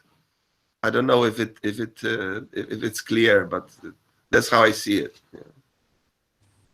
Isn't it close to an aphorism? You could write an aphorism about that. You see what I mean? Well, aphorism in this time, it's also something about the loop. That, yeah. That it's also an important quality if you think about my practice. But I kind of like this conversation also because we kind of seem to hint on the secular and spiritual in all sorts of relations, in all sorts of angles, and also in the past lectures. And for me, when you had this speech, I had this thinking process going on, speaking of the erasure of art and the presence of art in terms of the artist as a visible persona who makes a statement or kind of use the means of the public space to promote his own propaganda by, like Krzysztof also, I think it's a kind of a propaganda. Really well done. And the piece which came to my mind, which is not a labor of an artist, but it is a labor of an accident and historical complexity that we deal with, is the cathedral, the Gothic church in Kaliningrad, Koenigsberg, Królewiec. When you have the Kant grave there, which is on the side of the building, but when you enter the building, because of the Soviet politics, you do not face the altar, but you face the audience, because they replaced its interior architecture to the way that there's no altar, and when literally you go inside, you just see people sitting in the rows waiting for musicians to come up when usually there was the organs mounted. So this sort of a replacement for me, and the kind of a shift between the two, for me happened to be an example of an art piece which contextualizes itself without any role of an artist, but maybe because of the historical aspect of what actually happened with this place. Funny enough, with the Kant grave on the side of the building.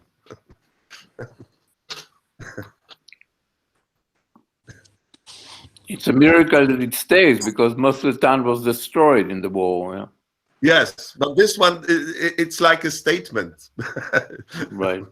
Am I allowed to jump in with something that was on my mind a little while ago when we were back at the phenomenology and decorative issues, and I was thinking that through, and surely one of the precepts of contemporary conceptual, postmodern conceptual, as you like, is the way that it actually disrupts the traditional phenomenological perception and the traditional decorative, non-decorative role. And I'm thinking you could, for example, take Dominic Lehmann or Bruce Nauman or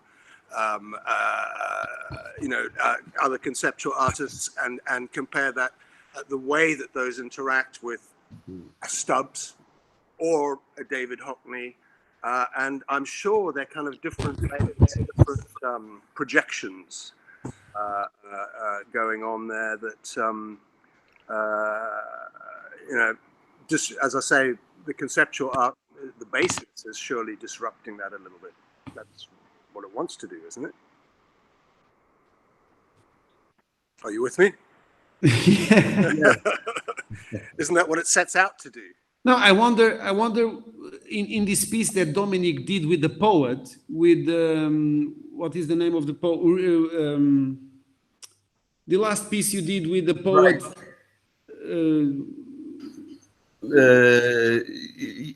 Howard Altman, you mean? Howard Altman. Based poet, yes. It's very interesting because Howard Altman did really interesting, I mean, really incredibly captured the spirit of Lisbon. I'm showing the book to friends of mine, like, look, this is Lisbon. He felt, it's just a poem. And in the end, you put his poems in your painting.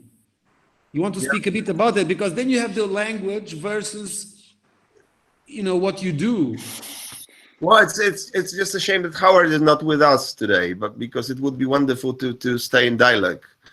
For me, what was really interesting in terms of his the text is that I instantly recognize them as loops. Because what I'm thinking about the particular using of text of his. They are like collections of aphorisms, as you could say, which loop themselves. And this is a particular structure which I happen to be very interested, just because at the certain point I just thought, well, whether I should always use the performer or in my painting or in the work which he plays sort of valid role as a part of a work in terms of its time-based specificity, or whether I could even whether I could suddenly maybe try to use the text as a performer, and this text happened to be as independent as the performer in my projections. So it's just a question of a different reference between the time, because it's a completely different way how you perceive those texts if you, in comparison with reading them from the book or listening to the actor pronouncing them. When they are projected, it allows me to create an incredibly different time pace for those words to appear. So you can, because of the surface that those poems are projected, because of its real hapticity, you actually can read this slowly appearing and disappearing text in a way that you would be never able to perceive it in terms of the way if you would read it in a book, in a page. Yeah. So this is just the potential of a projected text that has a particular nature, which I find very unique, and which allows me to experiment with the text on the same basis as with the performer on the stage.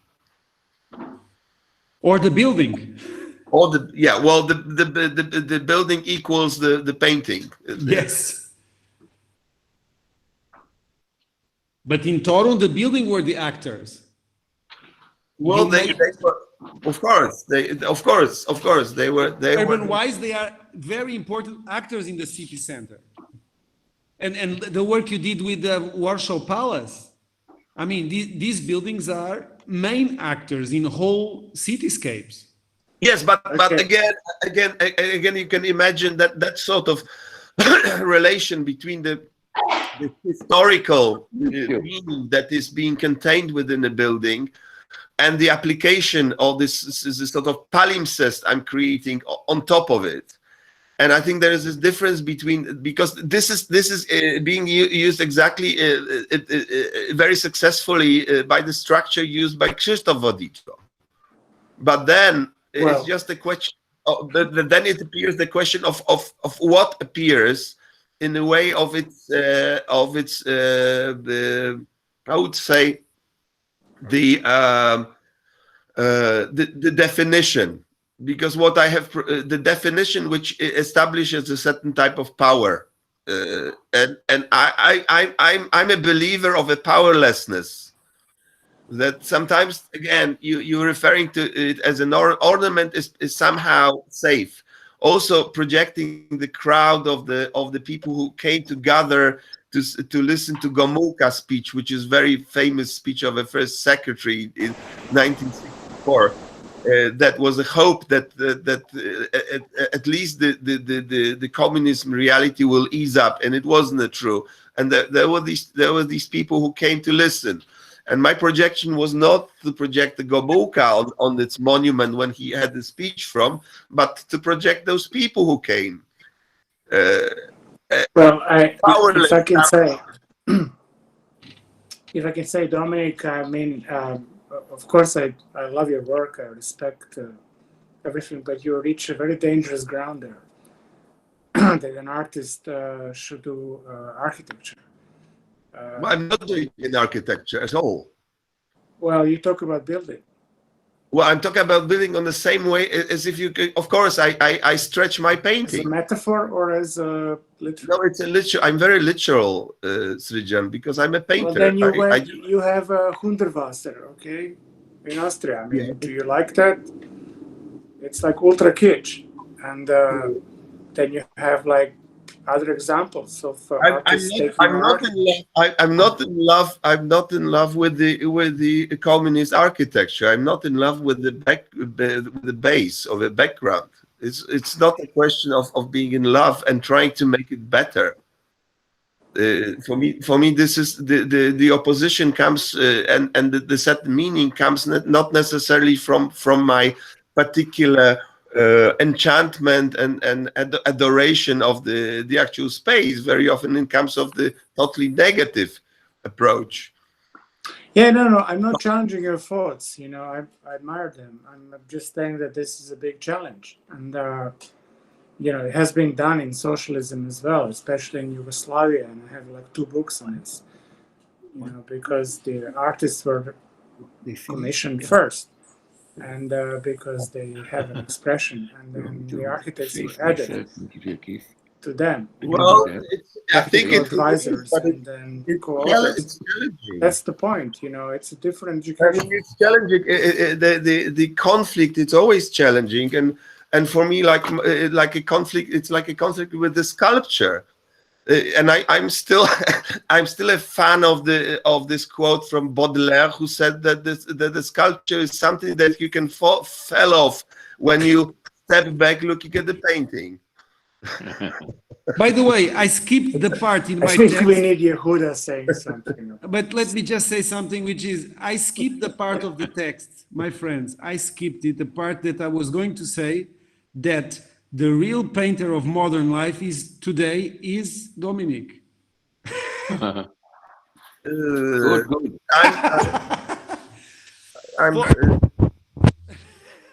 I'm blushing, but it's not a question of, again, it's a question of approach rather than that for me that really, and it started from Yehuda's quote Yehuda's statement about the phenomenology. I think this is very important, the question to establish from my position and use it, what it means to be a painter.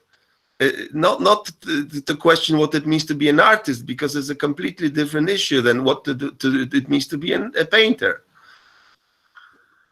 So I mean, thank you for the compliment, Mario. But because also, I'm sorry to quote Wagner again, but the idea of modality is there.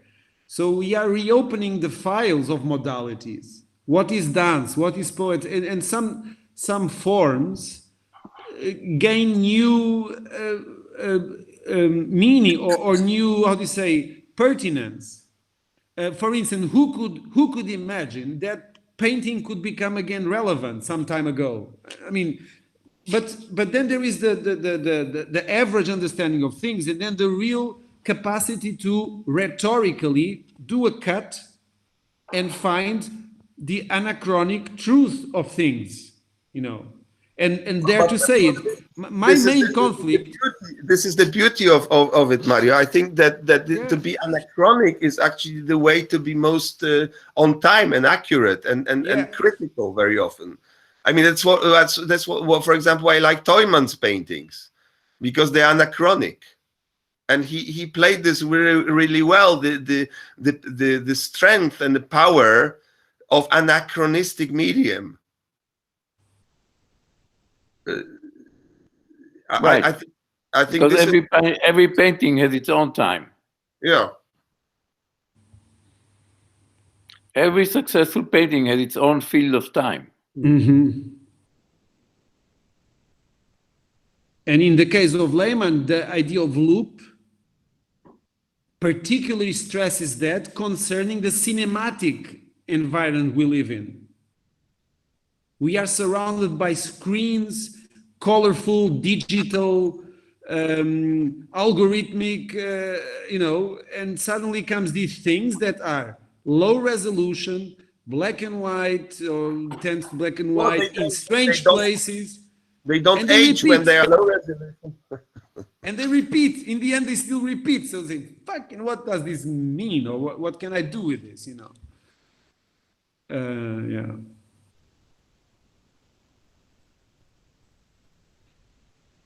Okay.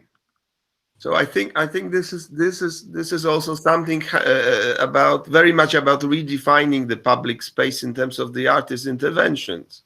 Yeah. That they not necessarily have to be coherent within the other impulses we got to be successful.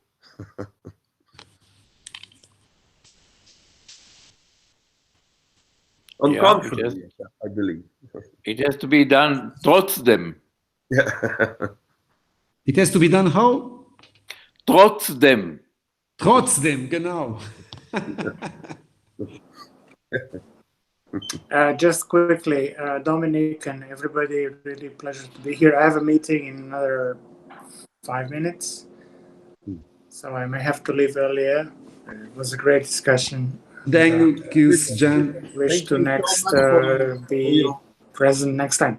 presence. Yes, this is I'm afraid last talk this semester, but I find it incredibly successful.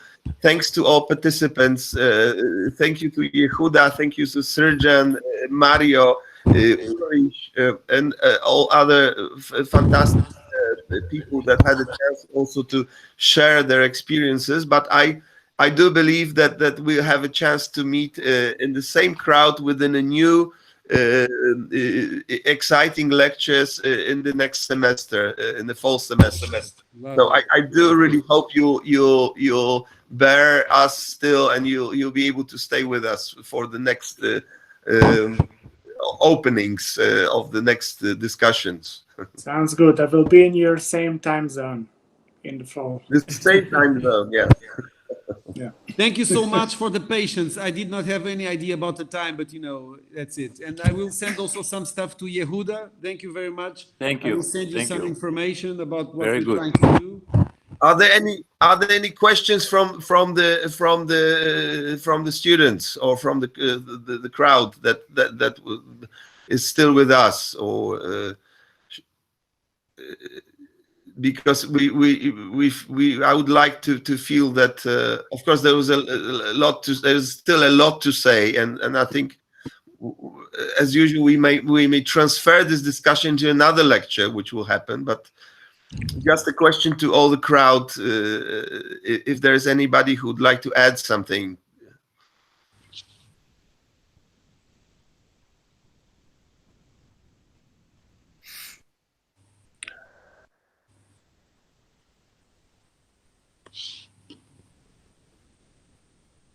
Silence. There is a silence, but of course that we're used to the silence, but I think that the silence also will follow with the written questions. Speaking of our esprit d'escalier after every impressive talk. So I will pass this to you, Mario, and of course. All the further questions will be you'll get them, and we'll be happy to share those replies on the in the next venue or in the next occasion. So if there are no more questions, I would like to thank you, Mario, for such an enlightening beautiful talk with so many questions. I thank you, and I thank your really strong support of all these relations we have for these years. And I thank you so much, all the people also, and it is really a pleasure to be here once again, now in this difficult role. Richard is saying something, but we cannot listen. Put the sound, Richard. No, sorry, my daughter called in the middle of this. Okay. And she's on screen, and I couldn't just turn her away, so I had it on. I had the sound on, and I said I need to keep it on in case someone called me. But yeah, I don't know if you got what I was trying to say earlier about the phenomenological and the decorative.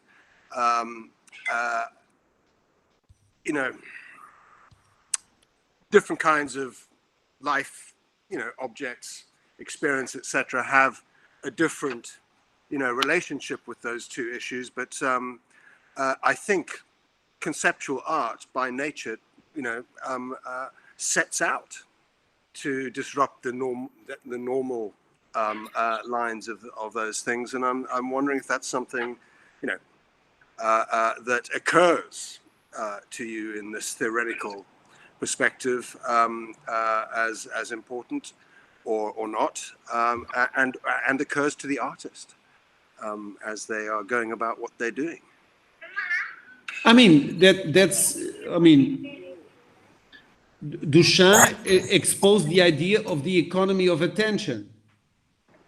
So what these works open, and it comes certainly, but I mean, we are all, I mean, all I studied in my book was starting with conceptual art. So that's maybe why I did not even mention. Everything is coming precisely from there.